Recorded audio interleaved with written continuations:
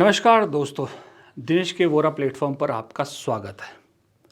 दोस्तों, राहुल गांधी ने जब गुजरात में कहा था कि कांग्रेस के अंदर कुछ ऐसे लोग हैं जो बीजेपी के लिए काम करते हैं और उन्हें पार्टी से निकालने का वक्त आ गया है, तो एक सवाल सबके मन में आया था कि ये कांग्रेस बातें तो बहुत कहती है, करेगी कब? लेकिन अब फर्क कांग्रेस में ये है जो 11 साल से नहीं था कि कांग्रेस एक्शन मोड में है। राहुल गांधी भी अपने सोशल मीडिया अकाउंट पर जब लिखते हैं, कोई वीडियो डालते हैं, तो उसकी हेडिंग आजकल यही दे रहे हैं कि कांग्रेस इन एक्शन मोड। तो एक्शन मोड में ज़रूरी है कि आप जो ग्राउंड से जो स्लीपर सेल को साफ करने की बात कर रहे हैं, लेकिन जो दिल्ली बैठे हैं, खास करके जो गांधी परिवार के आसपास बैठे हैं, उनके अंदर जो स्लीपर सेल है उनकी सफाई करनी भी ज़रूरी है। तो जब गांधी परिवार के आसपास बैठे स्लीपर सेल या मठाधीश, दोनों में से कुछ भी आप शब्द इस्तेमाल कर दीजिए, मठाधीश चलिए हम कहते हैं, कि जब इन मठाधीशों को साफ करने की बात आती थी कि गांधी परिवार के आसपास जो सबसे बड़े मठाधीश बैठे हैं, तो उसमें दो नाम बड़े प्रोमिनेंटली आते हैं। एक है केसी वेणुगोपाल, जो संगठन महासचिव भी है, और दूसरे थे प्रियंका गांधी के पीए संदीप सिंह। संदीप सिंह बड़ी कंट्रोवर्शियल फिगर हैं जो गांधी परिवार के आसपास रहे हैं, लेकिन फिलहाल प्रियंका गांधी ने सुना है संदीप सिंह को हटा दिया है अपनी टीम से। ये संदीप सिंह पर कहा तो ये जा रहा है कि कुछ फाइनेंशियल इरेगुलरिटीज़ के मामले हैं, इस वजह से इन्हें दूर किया गया, लेकिन दरअसल सच्चाई ये भी है कि उत्तर प्रदेश से संदीप सिंह के खिलाफ बहुत शिकायतें आई थी। संदीप सिंह वैसे भी लेफ्ट बैकग्राउंड से है, वो भी जेएनयू के अध्यक्ष रहे हैं, लेफ्ट स्टूडेंट यूनियन की तरफ से वो अध्यक्ष बने थे, उत्तर प्रदेश के रहने वाले हैं। तो उत्तर प्रदेश में जब प्रियंका गांधी जो प्रभारी बनी थी, उस वक्त संदीप सिंह उनकी टीम के मुखिया बने और उसके बाद से वो लगातार प्रियंका गांधी के साई की तरह उनके साथ थे।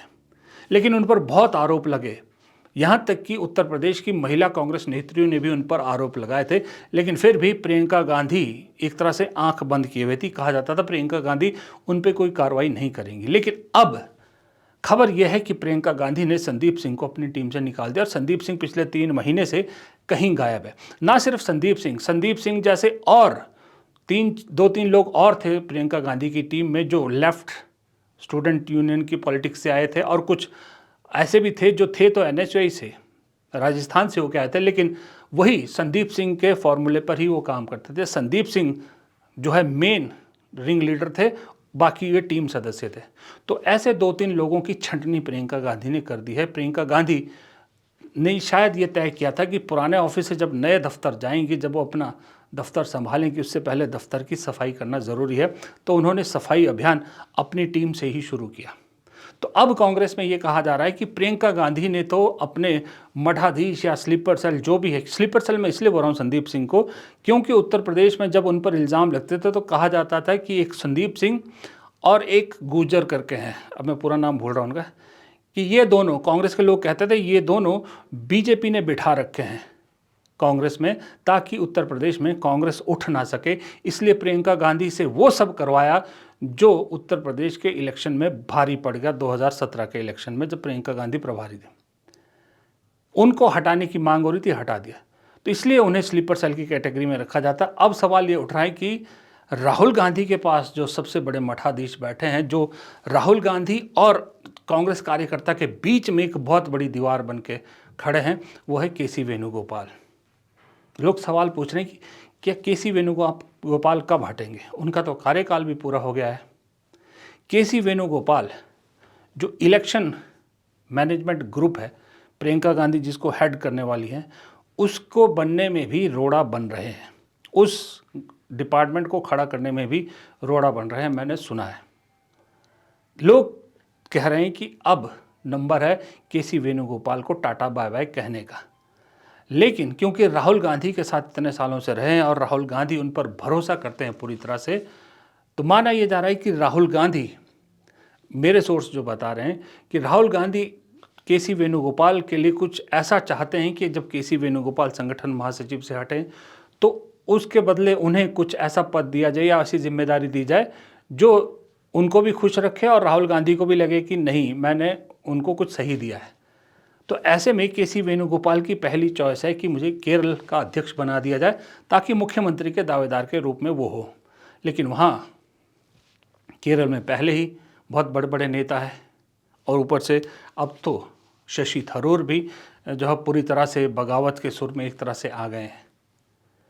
तो ऐसे में अगर केसी वेणुगोपाल को राहुल गांधी जिम्मेदारी देते हैं तो फिर केरल कांग्रेस में भी वही हाल ना हो जाए जो पंजाब में हुआ, हरियाणा में हुआ और जीती जिताई बाजी हार जाए कांग्रेस। और कांग्रेस आज की डेट में ये रिस्क लेने के मूड में भी नहीं है और हालत में भी नहीं है। इधर शशि थरूर का कहा जा रहा है कि शशि थरूर जिस तरह से अब मोदी जी की तारीफ़ें करने लगे हैं तो शशि थरूर कुछ और ऑप्शन देख रहे हैं। तो उस ऑप्शन में ये तो तय है कि वो शायद बीजेपी तो नहीं जाएंगे अगर कांग्रेस छोड़ेंगे, अगर कांग्रेस उनकी बात नहीं मानती है। ये ऑप्शन कहा जा रहा है केरल से आ रहा है कि वो कोई थर्ड फ्रंट टाइप या कुछ और एक फ्रंट खड़ा कर सकते हैं या अपनी कोई आउटफिट खड़ी कर सकते हैं जिसमें बीजेपी की सहयोगी के रूप में वो काम कर सकते हैं। बीजेपी को भी एक कंधा चाहिए होता है हर जगह, आपको पता, ऊपर चढ़ने के लिए, वो कर सकते हैं। लेकिन अगर ऐसा हुआ तो भी कांग्रेस के लिए थोड़ा सा झटका तो होगा, इसमें कोई शक नहीं है। लेकिन जो शशि थरूर मांग रहे हैं वो भी कांग्रेस नहीं दे सकती, क्योंकि शशि थरूर अपनी कॉन्स्टिट्यूंसी तक तो नेता बड़े हैं, लेकिन मुख्यमंत्री के रूप में जो है उनको प्रोजेक्ट किया जाए, इतने बड़े नेता केरल में वो नहीं है और ना इतने बड़े ग्रास रूट के नेता हैं। तो इस वक्त स्थिति कांग्रेस के अंदर नाजुक भी है और मुश्किलात भी है, खास करके केरल को लेके, केसी वेणुगोपाल को लेके। लेकिन प्रियंका गांधी ने संदीप सिंह को हटाकर एक रास्ता ज़रूर दिखाया है और कार्यकर्ताओं को एक मैसेज ज़रूर दिया है कि देर आए पर दुरुस्त आए और इंतज़ार कीजिए, सफाई ज़रूर होगी पार्टी के अंदर। ऐसा नहीं है कि सफाई सिर्फ आप लोगों के बीच में ही होगी, दफ्तर में बैठे, हेडक्वार्टर में बैठे लोगों में भी सफाई अभियान ज़ोरों से चल रहा है। सफाई होगी और सफाई होने के बाद चीज़ें उतनी पारदर्शी होंगी जितनी होनी चाहिए। फिलहाल इस वीडियो में इतना ही, इजाज़त दीजिए, नमस्कार।